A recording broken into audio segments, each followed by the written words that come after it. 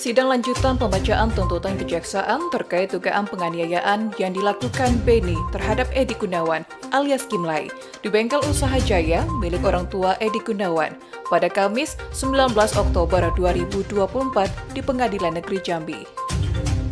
Dalam sidang lanjutan tersebut, Kejaksaan Penuntut Umum membacakan tuntutan terhadap Kimlay di Pengadilan Negeri Jambi dengan menjatuhkan pidana kepada terdakwa Kimlay dengan pidana 1 tahun 6 bulan di Rutan Jambi dengan barang bukti khas roda.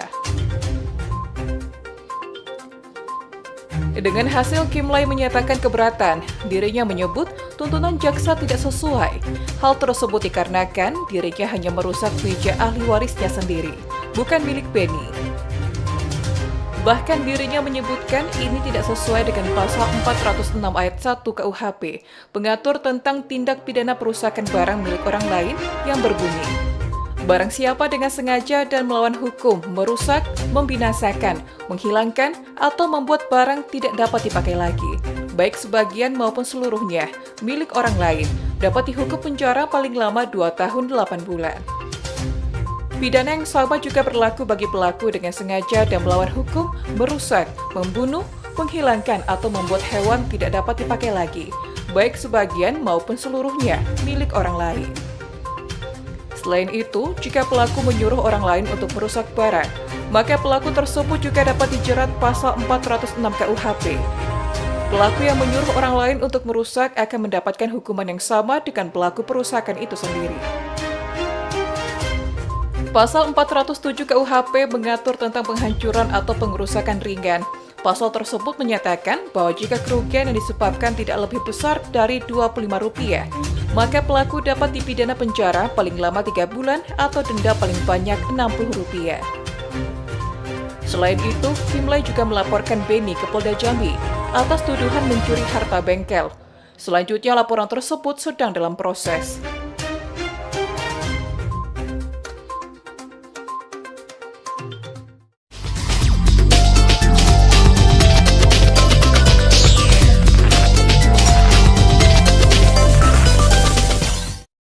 Assalamualaikum warahmatullahi wabarakatuh. Pemirsa, berdasarkan catatan redaksi JEK TV, pemberitaan terkait person atas nama Pak Edi Gunawan itu sudah berseliweran di pemberitaan. Tentunya ini menjadi tanda tanya dan itu sekaligus menjadi catatan redaksi di JEK TV. Nah, seperti apa sih sebenarnya kejadian yang dialami oleh Pak Edi Gunawan? Perkara hukum seperti apa yang sedang terjadi? Itu akan kita kupas selama 1 jam ke depan dalam catatan redaksi JEK TV. Nah, kebetulan pada hari ini Pak Edi Gunawan dan teman-teman juga sudah hadir. Langsung saja kita sapa Pak Edi Gunawan. Apa kabar, Pak? Baik. Sehat, Pak? Sehat selalu. Sehat selalu ya? Siap. Oke. Pak Edi Gunawan ini didampingi oleh Dr. Randy Martadinata, SHMH. Siap. Beliau adalah penasihat hukumnya Pak Edi. Ya, betul. Yang diduga bahkan dalam proses, Pak ya, sengketa terkait dengan pencurian, pengerusakan dan penganiayaan. Banyak, Pak ya? Banyak, 3. Oke, nanti kita akan kupas, Pak. Siap. Ada juga penasihat hukum. Kemudian ada juga Pak Dr. Sahuri Lasmadi, SHM Hum. Beliau adalah ahli hukum pidana dari Universitas Jambi. Apa kabar, Pak? Baik, Assalamualaikum warahmatullahi wabarakatuh. Bapak ini segar selalu ini, Pak. Alhamdulillah. Apa ada resep tertentu, Pak, yang buat segar kayak gini? Doa masalah. Doa mahasiswa. Ya. Kebetulan saya bersama beliau, Pak. Ini Pak Hati juga mahasiswa beliau. Luar biasa. Iya. Dan semua itu yang energi positifnya lari ke sini dan selalu muda ya, Pak ya. Dan fresh selalu. Dan beliau nanti akan memberikan keahlian beliau di bidang hukum pidana terkait dengan perkara yang sedang berlangsung ini. Kemudian hadir juga Pak Ismunandar Esa. Iya. Nah, beliau ini adalah sohibnya Pak Edi. Memang berkawan dari kecil ya, Pak? Saya dari SD, Dari tahun 76. SMP, Oh, dari SMA. Jadi Kebetulan, sama? ya, kepala sekolah SD, Hah? ibu beliau. Oh, emang bersohib betul ya dari kecil. Memang dari kecil. Dari tahun 7? Dari tahun 76 Wow. Tapi tahun 91 dia sempat menjadi bekerja. staf saya. Jadi ibu beliau mengajar Bapak. Ya. Kemudian tahun 91 Dia beliau ini ikut bekerja saya. sama Bapak. Iya. Mungkin ada undangan dari ya untuk tes calon PNS. PNS. Jadi PNS. sudah. PNS. Terakhir kepala dinas Dennaker dia. Wah. Itulah Ya. sekelumit cerita hidup Ah. yang kita tahu itu bukan sebuah kebetulan, itu adalah sebuah perjalanan Ya. hidup. Baik pemirsa, 1 jam ke depan kita akan kupas ini. Dan Pak Edi, ini Pak Edi katanya baru pulang dari sidang ini. Betul. Tadi siang, Hah? tadi kita hadiri sidang tuh jam 10, tapi tunda-tunda sampai jam 11 baru mulai. Jam 11 bermulai, Nah, oke. jadi Itu apa yang di- terakhirlah itu sidang 406 dulu tahun 2022. Oke, Saya dilaporin pengerusakan. 2 tahun yang lalu. Ya, Pak Edi dilaporkan istilahnya pengerusakan. saya dilaporin terakhir dan saya diproses sama kepolisian Polresta Jambi tanggal 25 Oke, bulan Agustus 2022. Oke. Jadi udah lebih 2 tahun itu, Pak. 2 tahun. Hmm. Cuma saya lihat proses hukumnya, saya duga ini semua banyak yang nggak jelas. Nggak jelasnya, tapi begitu hebat kepolisian bisa proses tanggal 25, Oke. 29 saya sudah ditetapkan tersangka. Dengan waktu 4 hari. 4 hari. Oke. Itu 4 hari luar biasa. Jadi saya lihat ya kalau kepolisian memproses orang dalam 4 hari semua tiap kali diproses bisa ditetapkan tersangka, saya rasa masyarakat Jambi sudah semua aman. Maupun pencurian, dan dilaporkan saya juga pencurian juga 362. Tapi belum disidangkan. Jadi yang sidang terakhir itu terkait dengan kasus 406 pengerusakan. Oke. Nah, inilah.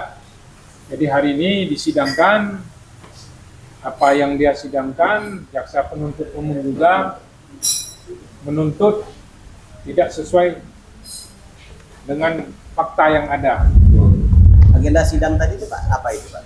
Tadi replik dari jaksa, karena Jaksa. kemarin jaksa nuntut saya minggu lalu ya, minggu lalu jaksa nuntut saya itu 1 tahun 6 bulan pengerusakan.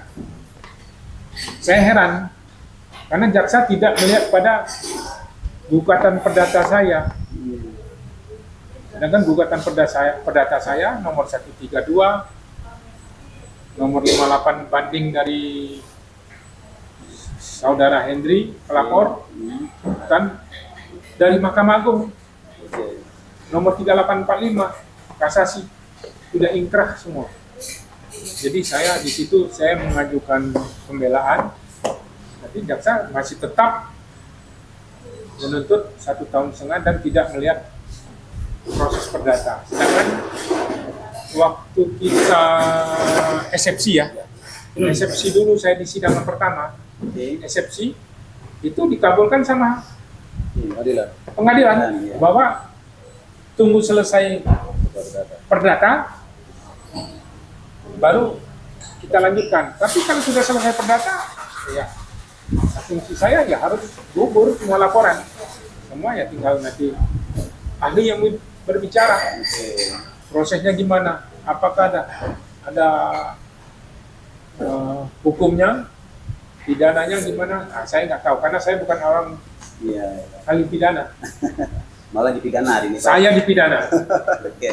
Nah, itu jadi saya makanya saya syukur alhamdulillah hari ini diundang sama moderator untuk hadir di sini mencari kebenaran, dan saya juga akan menjelaskan apa yang terjadi Oke. pada diri saya, proses penyidik, proses apa tahap 2-nya gimana, saya menjelaskan nanti semua. Itu yang bisa Oke. saya jelaskan. Oke, terima kasih Pak Edi. Bang Randi. Siap. Nah, Bang Randi Iya. kan yang mendampingi beliau nih, Iya. sekaligus penasihat hukum. Kalau Bang Randi memandang persoalan atau perkara yang dialami oleh Pak Edi ini gimana? Ya. Baik, Assalamualaikum warahmatullahi wabarakatuh. Terima kasih undangannya pertama-tama dari Pak Moderator.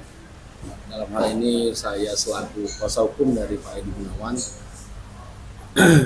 Kalau kita masuk kepada pokok materi dalam perkara, bahwa perkara yang sedang kita jalanin ini telah diputus oleh Pengadilan Negeri Jambi dan dikuatkan oleh Pengadilan Negeri Jambi. Nah, putusan itu berbunyi bahwa perkara pidana dihentikan atau ditunda sampai ada putusan perkara perdata. Nah, itu sifatnya kan natanda. Berarti kalau kita merujuk kepada normatif hukum pidana, adanya azas legalitas, semestinya penegak hukum harus melihat dan menilai apakah pelapor atau dianggap saksi korban ini memiliki legalitas hak terhadap laporannya. Nah, sedangkan di dalam putusan perdata bahwa klien kita Pak Edi Gunawan ini adalah ahli waris yang sah dan objek yang menjadi perkara di dalam hukum pidana itu adalah termasuk dalam bodel waris, yaitu milik orang tua. Nah, dalam arti kata perkara yang kita sedang jalanin dan hadapin ini adalah masih memiliki legalitasnya Pak Edi juga selaku ahli waris. Kita jadi bertanya-tanya kan, apakah perkara yang sedang ditunda sampai putusan perdata itu ada aturannya untuk dibuka kembali? Nanti mungkin kita dengar sama-sama dan saya juga tambah SKS nih. Pak Sauri Lusmadi kan selaku dosen saya. Oke, Apakah saya potong dulu Bang. Ya, siap. Pak Edi ini kan disangkakan Ya, melakukan pencurian, Ya. pengrusakan, ya. ya termasuk penganiayaan juga ya. Penganiayaan. Nah, apa yang dicuri, apa yang dirusak nih ceritanya? Oke, jadi begini. Kalau terhadap kronologis itu, Ya. dapat saya jelaskan bahwa yang menjadi barang dirusak oleh Pak Edi itu adalah meja. Di mana meja itu berada di bengkel milik orang tuanya Pak Edi. Oke. Meja itu sudah dari lama ada. Bahkan saksi yang kita hadirkan di persidangan menerangkan bahwa dari 1982 itu meja itu sudah ada. Nah, berarti kan secara tidak langsung kepemilikan legalitasnya masih miliknya Pak Edi juga. Nah, terjadinya perkara pidana ini karena permasalahan yang tidak selesai antara pembicaraan adik-beradik. Nah, di mana Pak Edi ini sudah memberikan peringatan atau himbauan bahwa usaha orang tua ini jangan beroperasi dulu sampai ada pembagian yang jelas Antara adik-beradik. Namun sang adik ini tidak mengindahkan dan bahkan tidak menemui Pak Edi. Nah, itu ditegaskan di dalam keterangan lapor, yaitu adiknya Pak Edi sendiri di persidangan, bahwa dia tidak turun ke bawah. Akhirnya sudah 1 kali, 2 kali, 3 kali, karena seorang kakak ini merasa tidak dihargai, mungkin marah lah dengan respon yang hilaf, Emosi sesaat. Ya. memberikan peringatan mungkin yang sedikit keras pada adiknya. Oh, ini jangan dibuka bengkel ini, karena bakal menimbulkan hukum baru kemudian hari. Karena bengkel itu kan menimbulkan hasil. Nah, hasil itu kan akan menjadi polemik lagi bagi ahli waris yang lain. Nah, kemudian kalau pencurian, 362 itu yang dilaporkan oleh adiknya Pak Edi itu, saudara HG itu komputer alat berat. Nah, komputer alat berat itu sudah jelas tertuang di dalam putusan perdata yang ingkrah sampai kepada putusan Mahkamah Agung bahwa 4 unit alat berat itu adalah termasuk ke dalam bodel waris. 14 unit. 14 unit ya. Oke. 14 unit itu termasuk dalam bodel waris yang belum dibagikan dan akan dibagikan kemudian. Nah, secara normatifnya mungkin kita akan nanti belajar lagi lah 2 SKS lagi dari Pak Sauri bagaimana aspek dari hukum pidananya. ini menjelang ke depan kan di awal kan ini sudah beberapa kali sidang kita ini. Waduh, sudah sidang udah berapa 3 kali? bulan. Kalau sidang ini sudah lebih 3 bulan 4 bulan. 3-4 bulanan Mungkin ya. saya pertegaskan lagi ya masalah 406. Kenapa saya bisa melakukan pengrusakan? Pertama saya datang. Pada saat itu saya ingat betul 15 Februari 2022. Oke, saya memberitahu kita ini sebelum ada keputusan bersama, janganlah merasa ini harta milik pribadi. Bengkel jangan dibuka. Sempatlah nggak dibuka beberapa lama. Tapi saya saat itu saya datang lagi, dia buka. Saya panggil dia turun, saudara Hendri, saya turun. Nggak mau hadapin saya emosi sesaat. Itulah saya buat penghancuran, pengerusakan. Nah, terus ditutup juga beberapa saat. Tutup. Tapi dengan akal dia, cara dia berpikir bahwa izin dari orang atas nama almarhum orang tua saya, Ibu Ani, yang awalnya sudah mati, dia mengajukan ke satu pintu. Pada saat itu hadir saksi Pak Saad orang Batak itu siapa namanya? Iya, Saad saat apa? Marganya saya nggak tahu lah. Iya, Pak dari Saad, PTSP. PTSP. Hadir mengatakan bahwa setiap orang mencoba izin itu izinnya mati, tapi bukan milik dia. Ada memberi statement di pengadilan persidangan. Nah, dia ngajukan tanggal 1, tanggal 10 Maret keluar 2022. Dengan keluarnya begitu, dia buka juga bengkel. Saya masuk lagi ke bengkel. Saya kenapa? Saya turun, kenapa buka? Alasan sakit, nggak mau turun. Nah, itulah saya melampiaskan yang kedua kali. Saya sendiri, nggak bersama orang lain, saya sendiri. Itulah. Tapi saya herannya, dalam persidangan, Pak Saad itu mengatakan, saya tidak berbohong, ini bukan fitnah, mengatakan bahwa kita dapat rekomendasi dari Ombudsman. Rekomendasi apa? Apa bentuknya saya nggak tahu, cuma dapat rekomendasi bahwa perizinan ini tidak bisa dibekukan. Nah, pada saat itu juga saya ada media, saya ada rekamannya mengatakan minta klarifikasi kenapa dibuka. Alasannya ini kita kasih kesempatan Hendri. Dalam 2 minggu apabila dia tidak buka, dia maka akan mencabut izinnya kembali. Harus mendapat persetujuan dari ahli waris. Ya. Nah, cuma saya heran, proses pertama itu seharusnya harus dari ahli waris. Kenapa bisa keluar? Nah, dugaan saya semua. Ya, ada apalah. Nah, itulah terjadinya. Oke. Baik, Pak Edi, Bang Randy, Siap. ada juga Pak Sahuri nih, Ya. yang mungkin bisa memberikan masukan juga kepada kita semua terkait dengan ini. Menarik, Pak. Perdata sudah diputusan, tapi ada juga kasus pidana yang dilanjutkan. Kita minta pendapat Pak Sahuri, tapi setelah pesan-pesan berikut ini, Pak. Pemirsa, kita akan kembali setelah pesan-pesan berikut ini. Catatan redaksi JEK TV.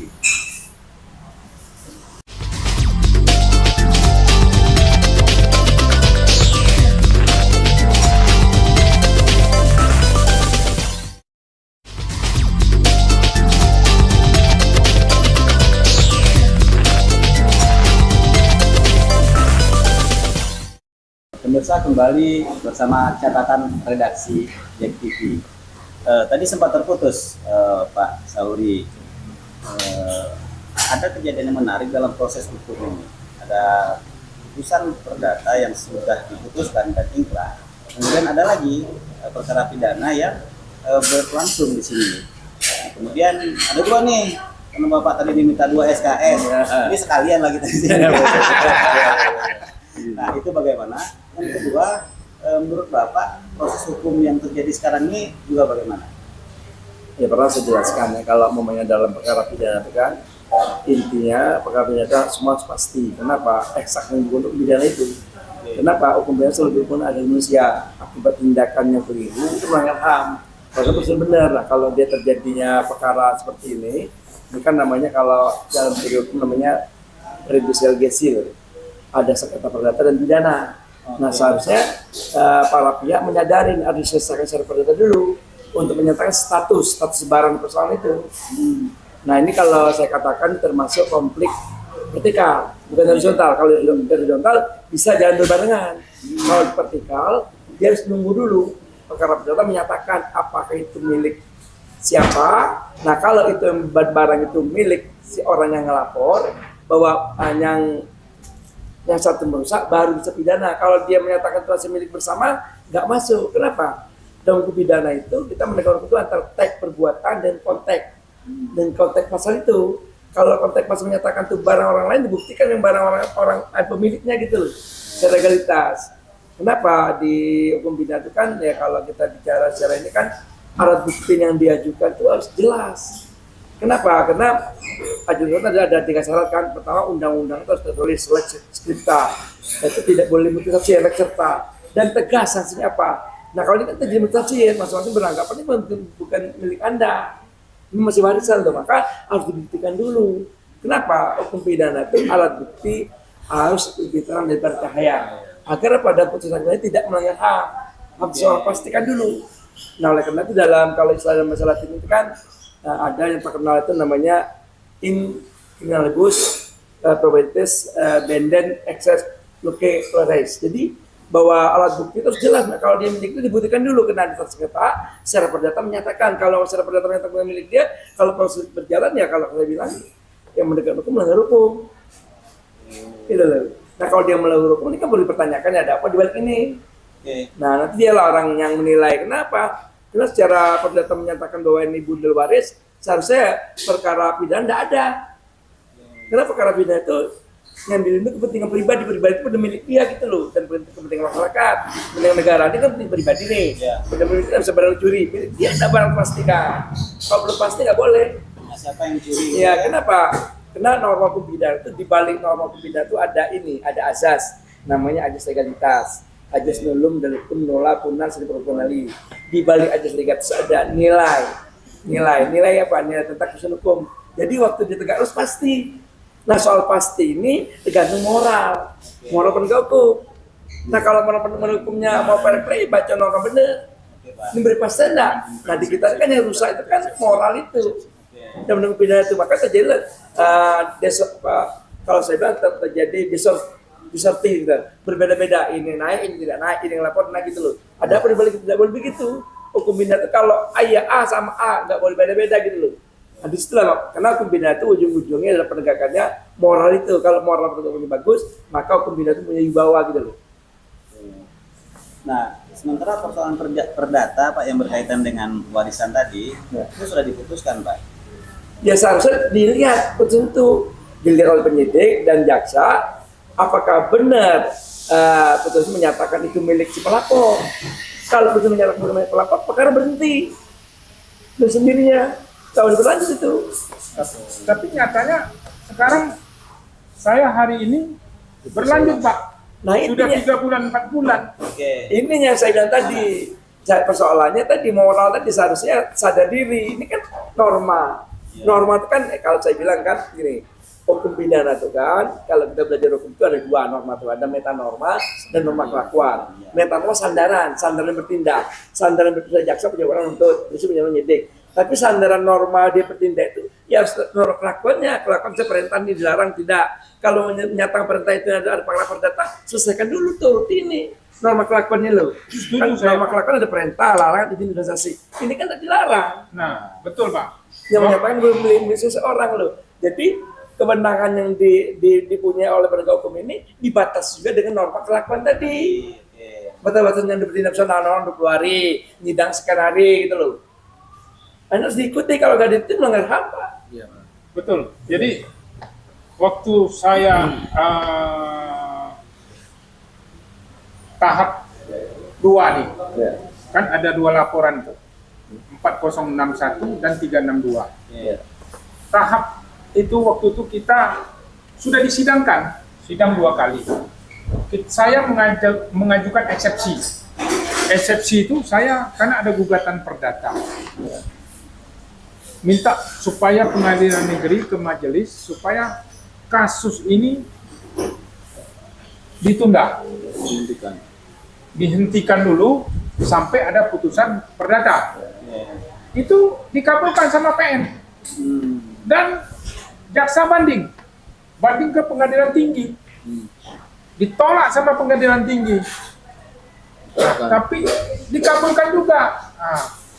Berjalanlah perdata sampai ke Mahkamah Agung, tapi saya hari ini bisa disidangkan lagi, sudah 3 bulan ini. Bakal muncul lagi 362. Jadi saya lihat oknum kejaksaan ini tidak melihat dari proses perdata itu. Sisi yang Nah, di disebutkan situ. oleh Pak Tenagaan tadi ya. Ya, bukan dari Mahkamah Agung aja, dari Ya. pengadilan tinggi, jaksa udah banding gitu. Ya seharusnya penegak hukum mengikuti, karena kan putusan pengadilan kan norma.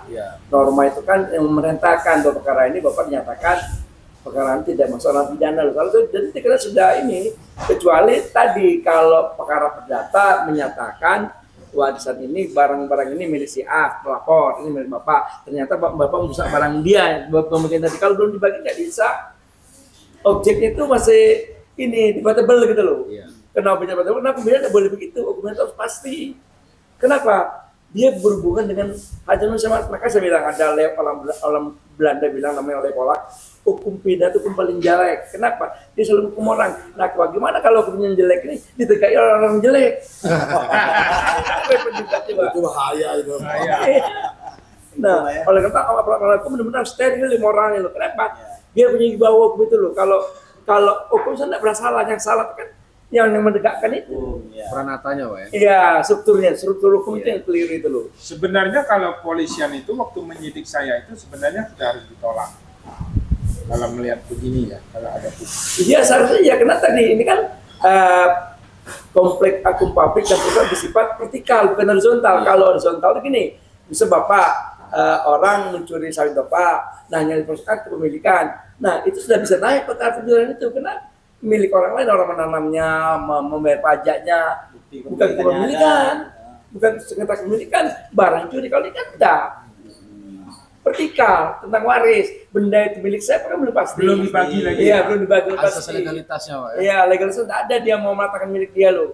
Norma pun mengatakan milik tidak ada, karena di konflik vertikal bukan horizontal gitu loh, Pak.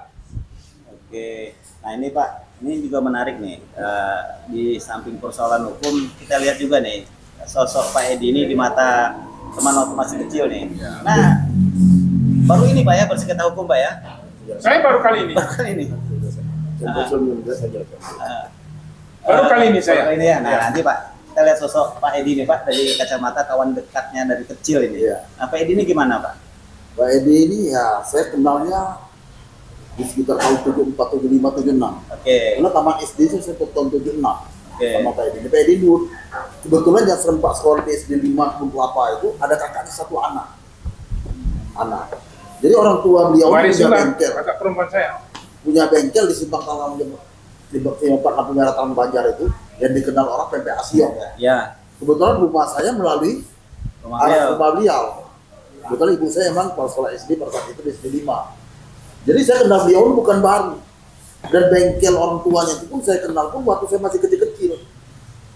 Tahun 75 saya tamat SD, 80 tamat SMP, dan 83 tamat SMA. Proses berjalannya waktu saya kenal dengan beliau ini, kenapa sampai saat sekarang saya masih baik dengan beliau ini? Beliau ini tidak macam yang lain-lain ya. Kalau keturunan jenis lain dia agak enggan bergaul dengan kita Melayu. Kalau beliau enggak, pukul rata sebelumnya sama. Iya. Kalau melawan kita melawan, dia melawan juga. Oh, bangga. Iya, bangga juga. Kalau sebagian yang bangga. lain kan enggak. Kalau kulit putih sama kecil ini Nah, kalau mengenai barang takut. dirusak kan Bapak tahu Iya. persis. Barang yang diduga Ya. Pak Edi merusak itu terus Bapak kata barang itu milik si terlapor. Kalau saya pelapor kalau saya pikir itu masih ada orang tuanya. Karena pada saat SD itu sendiri sampai 3 SMA, saudara yang adiknya ini Andri Gunawan ini sekolah di Inggris saat itu kalau nggak salah. Amerika. Di Amerika. Saya sampai tahu Saya tamat kuliah tahun 88. Saya kembali lagi bekerja dengan beliau tahun 91. Dengan beliau saya sempat kerja hampir 3 tahun. Kenapa saya masih bisa bekerja? Dan sekarang kembali lagi berkawan dengan beliau. Ikut Bekerja dengan lagi. beliau, bekerja lagi. Ya, jadi saya tidak bisa bilang dia orangnya ambel atau baik. Tinggal yang lain aja menilai bagaimana. Sampai sekarang persahabatan itu masih terus. Istri beliau satu SMA dengan saya kenal baik juga. Kebetulan istri jurusan IPA. Memang cantik gitu, orang Jepang istrinya di sana kelihatan. Pinter lah Pak ya. Iya. Pinter ya. Dan anaknya masih kecil-kecil saat itu waktu saya bekerja dengan beliau. Gitu. Jadi kalau masalah kenal itu ya, terakhir dengan NPAD itu saya sempat diundang ke rumahnya. Sempat ngobrol. Mencari solusi itu damai juga. Cuma karena beliau ini sudah terlalu maju, sampai mengurung kakaknya sendiri dalam ini merupakan harta warisan harta dari orang tua, ini yang buat tidak ketemu titiknya. Ada lagi ya karena sudah masuk pihak lain ya, jadi tidak ketemu untuk namanya. Jadi kalau masalah kenal susah saya mau bicara. Susah, Pak ya. Susah. Oke. Tapi dalam kejadian yang berperkara perdata dan pidana, ada yang Bapak ketahui nggak Pak? Kebetulan saya kan ada juga izin advokat. Oke. Saya ke pengadilan, ada orang dari Tunggal, kalau sekolah SMA 2, mau sidang tipikor. Jadi pas saya masuk ke pengadilan mau mendampingi orang itu, beliau manggil. Manggil apa? Aku sidang juga, istilah penjelasan dengan Henry. Saya dapat kabar memang ada perselisihan dia antara dia dan keluarga. Tetapi saya tidak nyangka sampai ke pengadilan, sampai Pak Edi sendiri ditahan gitu. Gitu. Jadi memang ya susah gimana. Sudah sekolahnya sama macam itu, bekerja dengan beliau, tidur makan pun sama di kamar beliau gitu. Dikem di bangku. Ternyata sosok Pak Edi ini sosok yang humble lah Pak ya. Iya, Bisa humble bergaul orangnya. dan dalam bergaul tidak Iya, tinggi. kita tidak mengada-ngada, bukan saya membela Pak Edi ya. Kita Iya. cara proporsional saja. Apa yang saya kenal itulah yang saya ceritakan. Oke. Oke Bapak, kita tahan dulu karena catatan redaksi akan kembali setelah pesan-pesan berikut ini.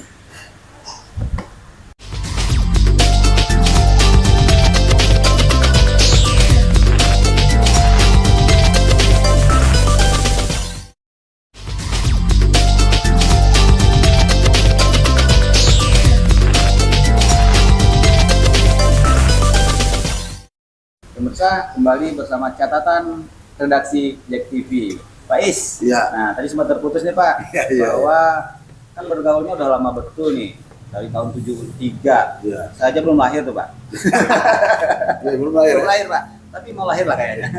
Nah, sepengetahuan Bapak, kan tinggal sudah berteman lama, Iya. kemudian pasti tahu orang tuanya bagaimana, terus termasuk hak kepemilikan orang tuanya apa aja yang Bapak ketahui. Iya. Nah, dari proses ini kan ada nih cerita dalam sidang, dalam pemberitaan Bapak melakukan pengerusakan, dan rusak itu setahu Bapak itu punya siapa? Punya Pak Edi kah atau punya orang tuanya kah? Ya setahu sewaktu saya sering berkawan dengan beliau ini ke bengkel itu, dulu rumah tuh belum sebagus itu ya. Oke. Belum yang 2 tingkat gini. Ah, Itu orang tuanya punya. Bengkel itu namanya dulu Usaha Jaya, nama bengkel itu. oke. Masih sampai sekarang Sampai saya. sekarang masih usaha Jaya. Dan saya kenal bukan dengan orang tuanya ini. Kebetulan adik mamanya ada juga saya kenal ya. Orang tenis manggil itu Toku, saya pun manggilnya Toku. Adik orang tua mamanya ini. Jadi dari awal itu memang sudah bengkel orang tuanya. Saya justru jadi bertanya, kok adik Pak Edi Gunawan menyatakan itu dia punya. Padahal setahu saya bengkel itu orang tuanya beliau ini bukan bengkel bubur aja, termasuk menyewakan motor-motor alat-alat berat. Itu yang saya kenal. Memang akhir-akhir ini jadi bingung saya kok adiknya ini mengaku itu merupakan harta dia, sedangkan dia anak nomor 3, seingat saja 3 beradik ini orang ini. Nomor 3 menyatakan itu hak milik dia, jadi sampai menyatakan bahwa itu barang milik dia, sampai Pak Edi merusak dibilang milik dia. Setahu saya itu milik orang tuanya. Orang tuanya di 3 beradik ini orang ini. Oke, jelas tuh Pak ya. Ya jelas itu ya. Terima kasih Pak Is. Pak Sahuri, penjelasan tadi itu kan kalau keterangannya kan sepertinya menguatkan ini. Ya. Kalau dari kacamata ahli terkait dengan sengketa ini gimana Pak? Ya, seharusnya karena kenal proses penyidikan, seharusnya penyidik memanggil orang yang mengetahui benar posisi barang itu barang siapa lo. Kenapa? Kan nanti barang bukti itu kan disita menjadi alat bukti petunjuk. Nah tentu yang untuk menyatakan menjadi bukti petunjuk kan saksi menerangkan. Oke. Saksi itu ya harus ini homogen, bang tidak boleh heterogen. Maka kalau homogen menyatakannya sedangkan terlapor bilang milik bersama, ya harus ada menerangkan lagi yang menyatakan bahwa barang itu milik bersama. iya gitu loh, buktikan lagi, jangan satu pintu aja ngambil keterangan penyidik, harus fair play loh. Fair play dalam artian cari seimbang. Kalau dia keterangan tidak saling mendukung, berarti bukan milik dia. Itu dasar hukumnya pasal 185 ayat 2 KUHP gitu, tentang alat bukti itu loh, tentang barang bukti itu. Saksi menerangkan ini milik siapa. Nah, jadi ya Bapak dengan Pembina itu harus benar-benar ya, penyidik itu harus profesional, mencari benar keseimbangan antara kepentingan terlapor dan pelapor. Jadi kalau pelapor merasa milik dia lah kan, tentu terlapor punya sanggahan. Nah, terlapor seharusnya bisa minta hadiri orang-orang menerangkan bahwa ini masih milik orang tua, bukan milik dia. Nah, kalau milik orang tua, tentunya statusnya maka dibuat perdata tadi. Seharusnya buat perdata tidak ada perkara pidana dulu, tunggu perdata dulu yang menyatakan status barang itu. Nah, kalau barang statusnya milik dia, barulah terpenuhi. Kalau barang itu tetap masih kata bundel waris, ya pakai tutup seharusnya. Selesai ya. Ya tidak merugikan. Karena pembina itu rumusnya ada pelaku, ada korban. Ini bukan milik dia, mana korban dia? Harta dia bukan milik. Terima kasih. Nah, Bang Nandi, Siap. kalau berdasarkan penjelasan Pak Sahuri ini, di mana yang terjadi ketimpangan ya, atau miss-nya nih? Baik. Jadi kalau dari kacamata saya selaku kuasa hukumnya Pak Edi Gunawan, bahwa saya sependapat yang dikatakan oleh Pak Sahuri selaku ahli pidana, bahwa perkara pidana ini sudah semestinya dihentikan. Dan yang menjadi anehnya lagi, Pak, kita tambah 2 SKS lagi nih, Bang. Karena saksi yang dihadirkan oleh penyidik notabene adalah saksi yang menguntungkan keterangan pelapor. Kenapa saya bilang begitu? Karena di dalam pasal 184 KUHP itu jelas. Yang dikatakan saksi itu tidak ada hubungan keluarga, tidak ada hubungan kerja. Nah, saksi yang dihadirkan pun itu adalah istri, karyawan yang menerima upah. Nah, hanya itu.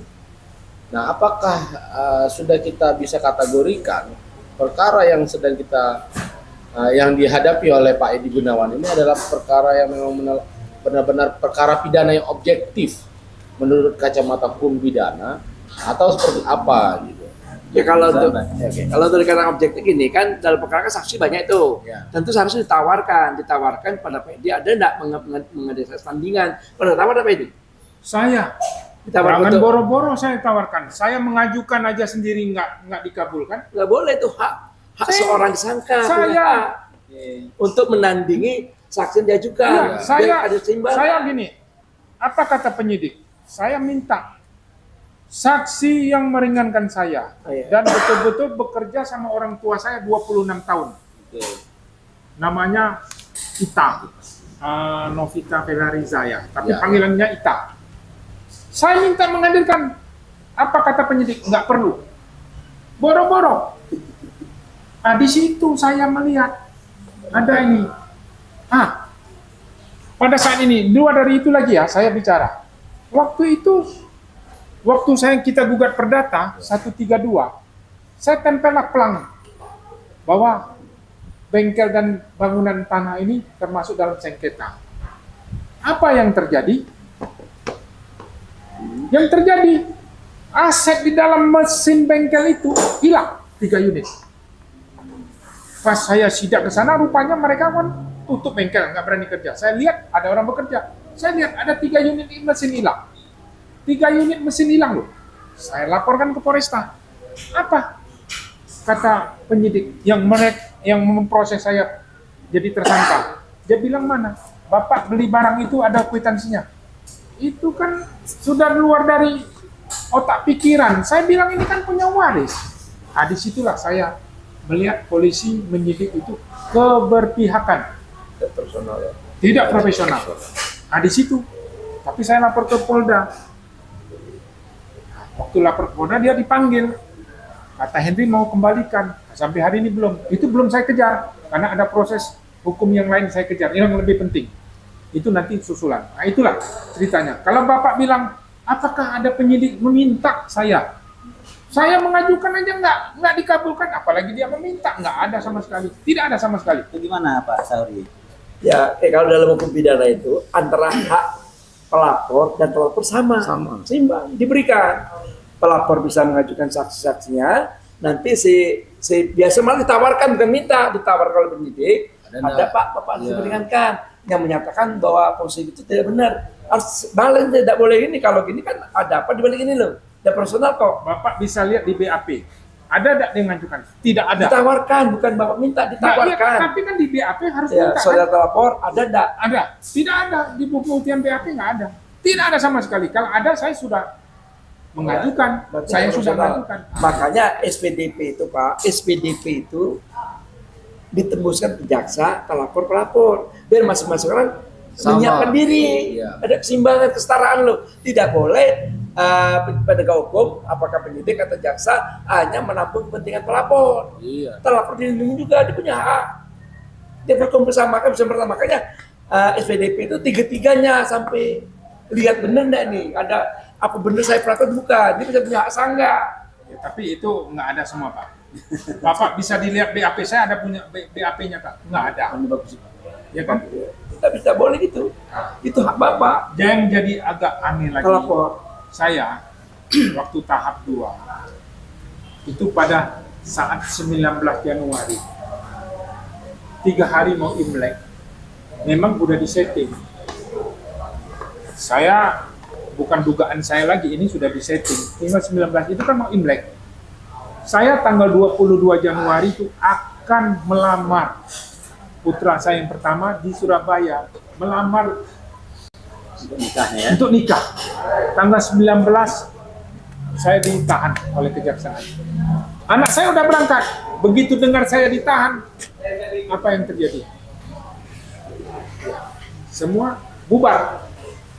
Bubar. Nah, ini ada tahap 2 lagi.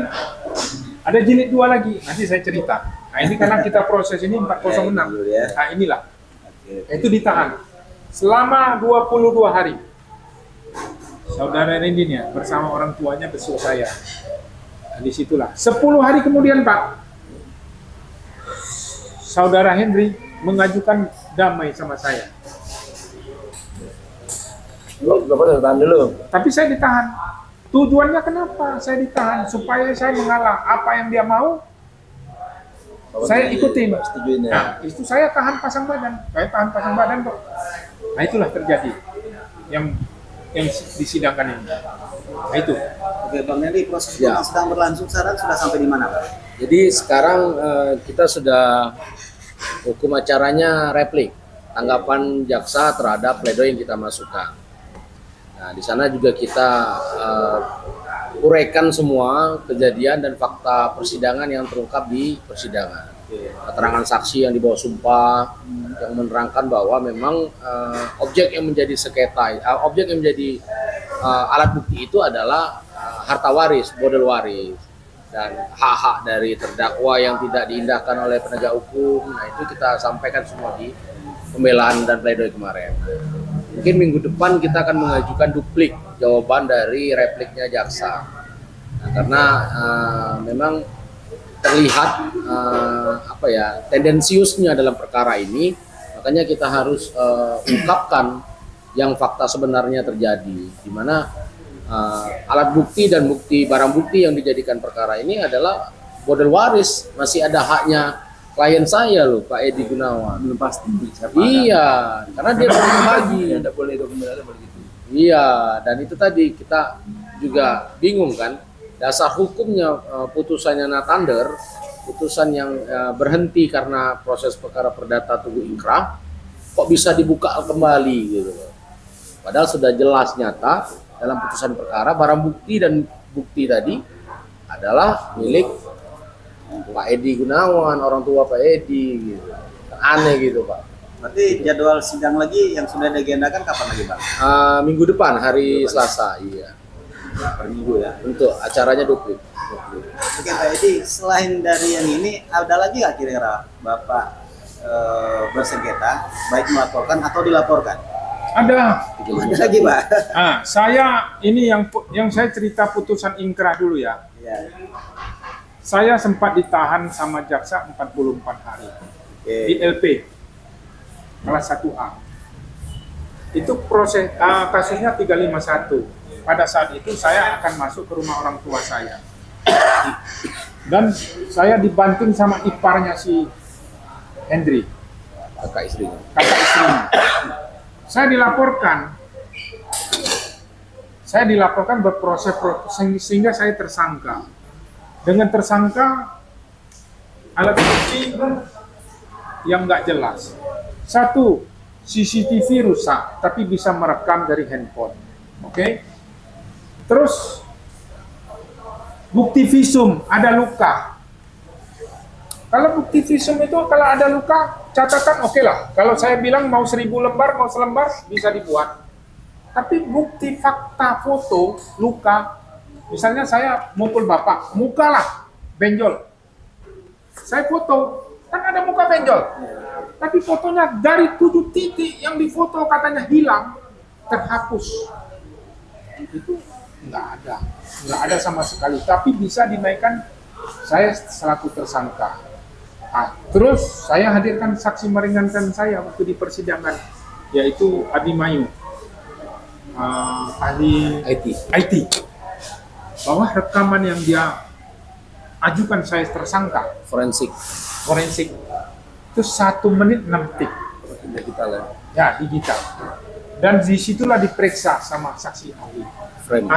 ahli forensik. Frame dari 1 menit itu terdapat 1.800 frame. 1 menit loh, 1.800 frame. Dia membuktikan bahwa di situ tidak ada penganiayaan. Tapi saya heran, kenapa bisa gitu loh? Nah, dari situ saya juga heran. Nah, yang mirisnya lagi, waktu P21 tahap 2, tanggal 26 Oktober, saya ingat betul. Saya belum berangkat ke Jakarta, tanggal 24 saya baru mau berangkat ke Jakarta untuk pernikahan putra saya yang pertama. Oke. Yang 406 itu waktu mau lamaran. Ya, ini mau nikahan. Ini mau nikahan 2023. Mau nikahan 27 Oktober, dia kirim surat tahap 2, 26 Oktober. Saya mencari perlindungan hukum. Saya lapor ke Polda. Sehingga proses apa? Polda jangan tahap 2 dulu. Saya pengajuan ke Polda. Kalau saya ngajukan ke Polresta, yakin nggak dikabulkan. Kayak saya ini penjahat teroris. Jadi saya minta perlindungan ke Polda. Akhirnya Polda memberi petunjuk tunda sampai putra saya nikah. Nah itulah Oke. terjadinya. Kita tahan dulu Pak. Siap. Karena ada yang mau lewat berikut ini. Pemirsa jangan kemana-mana. Tetap bersama catatan redaksi JEK TV.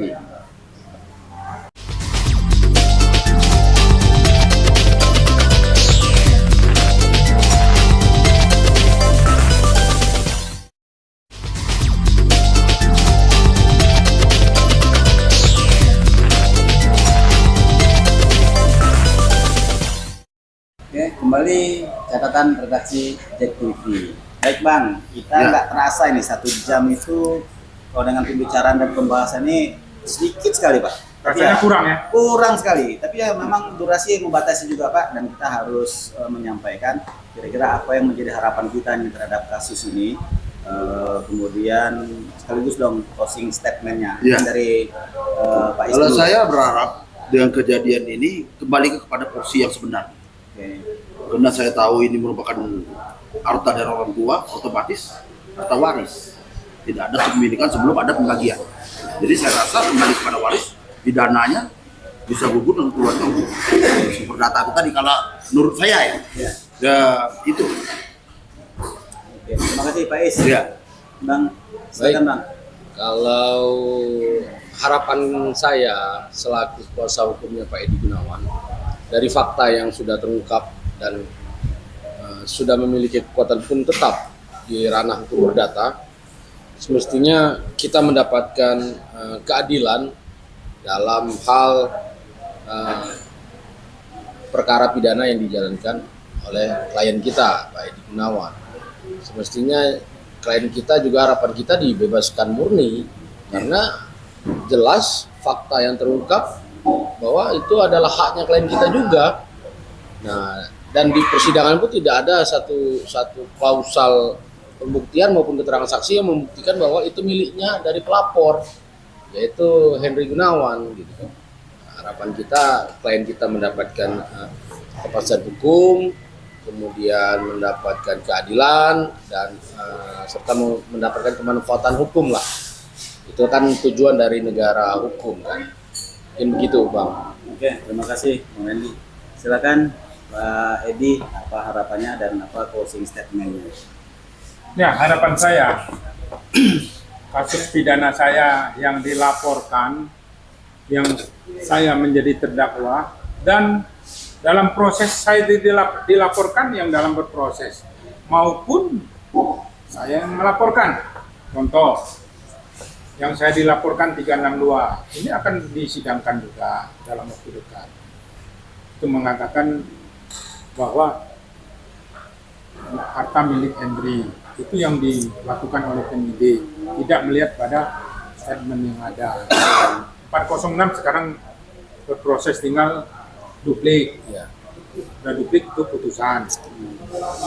Dan 351 yang sudah ingkrah saya dilaporkan, seharusnya penyidik juga melihat barang bukti yang dia hadirkan tidak sesuai SOP penyerahan barang bukti, decoder TV, CCTV nggak sesuai dengan yang sebenarnya. Ada dalam ini sesuai saksi ahli Abimayu. Oh ini beda katanya. Nah itulah. Nanti kita tinggal pembuktian. Dan saya ingin melaporkan juga. Saya melaporkan dia yang kasus 351. Saya lapor balik karena saya itu tidak terbukti. Dari teknisi sudah menjelaskan, Haryandi mengatakan bahwa barang bukti disuruh hapus oleh pelapor Beni Haryanto yang bersama-sama, yakni termasuk Mayo yang merekayasa CCTV. Itu saya laporkan, itu dalam proses. Kemarin sudah naik sidik di Polda, kita tinggal lihat aja. Terus saya dilaporkan juga, saya herannya ini mungkin nanti ahli yang bisa menjelaskan. Kok pelapor bukan menjadi salah satu ahli waris bisa melaporkan saya perbuatan tidak menyenangkan 335. Saya diproses di Polda.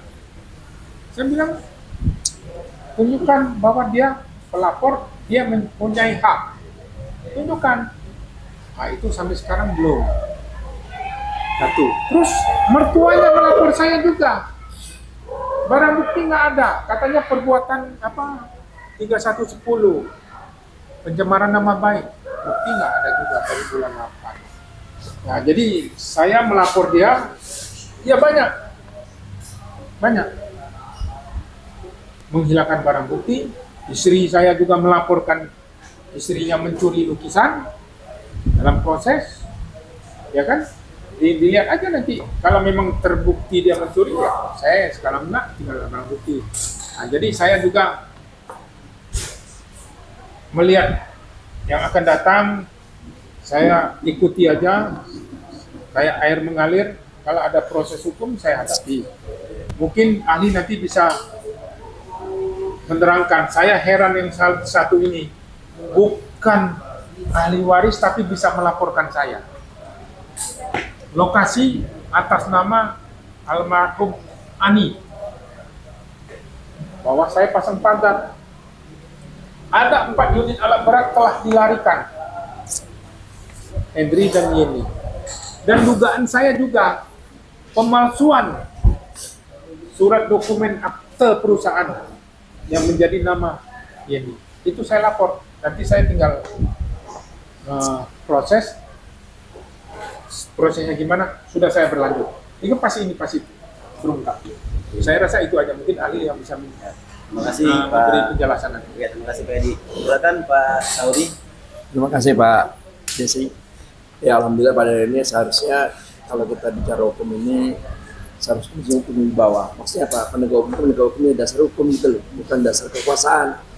Mengingat dalam realitasnya hukum itu kan di tengah masyarakat kan ada 3 bentuk itu.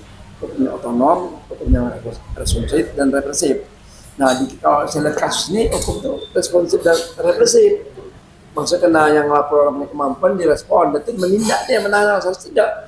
Hukum yes hukum otonom loh. Makanya kalau namanya ada seorang barang itu masih warisan, nah, sedangkan dia istri daripada pemilik waris, ya ada hak dia, karena bukan harta gono gini. Oh iya. Bukan harta gini masih harta bersama, harta bersama antara orang-orang yang punya masalah. Pihak di luar itu nggak ada hubungan, nggak bisa hak dia lapor, karena dia bukan masuk lingkup keluarganya loh. Nah, oleh karena itu harapan saya ke depan agar hukum wibawa, penegak hukum ya tegakkan hukum secara benar, bukan dengan menggunakan kekuasaan. Kekuasaan dijalankan harus berdasarkan hukum, bukan hukum tunduk pada kekuasaan. Itu aja. Oke, terima kasih. Mungkin diskusi kita karena dibatasi durasi juga kita cukupkan Pak. Tetapi itu harapan tadi kata kuncinya adalah bagaimana keadilan bisa ditegakkan. Jadi tentunya melakukan upaya juga untuk menegakkan keadilan juga dan tidak lain daripada itu. Oke, terima kasih Pak Is, terima kasih Pak udah hadir, Bang Randy, Pak Edi, Pak Sauri juga udah mampir nih tempat kita sambil diskusi sambil ngobrol. Mudah-mudahan bisa memberikan referensi kepada siapapun yang menyaksikan tayangan kita ini, karena hukum itu hadir di setiap lini kehidupan. Dan ini bagian dari persoalan kehidupan juga. Terima kasih Pak ya, sehat selalu dan selamat beraktivitas. Pemirsa, upaya hukum terus dilakukan, kemudian proses hukum juga sedang berlangsung yang dialami oleh Pak Edi Gunawan. Tentunya harapan yang diminta adalah ditegakkan keadilan seadil-adilnya. Pemirsa, terima kasih. Tetap bersama catatan redaksi. Terus saksikan catatan redaksi bersama Jack TV. Wassalamualaikum warahmatullahi wabarakatuh. Waalaikumsalam.